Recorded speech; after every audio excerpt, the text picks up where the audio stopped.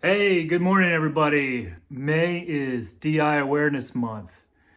And I wanted to jump on here real quick to share with advisors out there, some people that probably we should have the income replacement conversation with, and some acronyms. So the first one that comes to mind that I see advisors talking about are the Henrys. High earners, not rich yet. These people probably aren't able to retire yet. They're accumulating assets. They're stuffing their retirement plans full with money. What you want to make sure is that they don't have any income interruptions along the way for retirement. So that's number one. Have the income replacement conversation with the Henrys. Also, don't forget about the DINKs, the dual income, no kids. These people don't have the kids yet, but they might want to have kids. They're probably younger, maybe just married.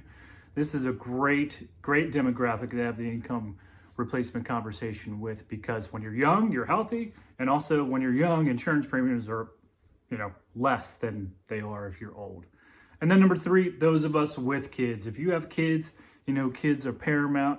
Mine run me ragged, my wife and I, and it's all about them, right? So we want to make sure that we can still live the lifestyle with them, take care of them.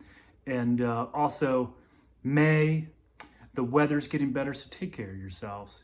Get out there, exercise, work out. Remember, DI, disability income, it's a tool to use if you become sick or injured. But if you take care of yourself, your chances of having to tap into that tool are a lot lower. Health is paramount. Take care of yourself, take care of your kids, take care of your money. My name's Dave Beckham with DIS. I look forward to speaking with you. Take care.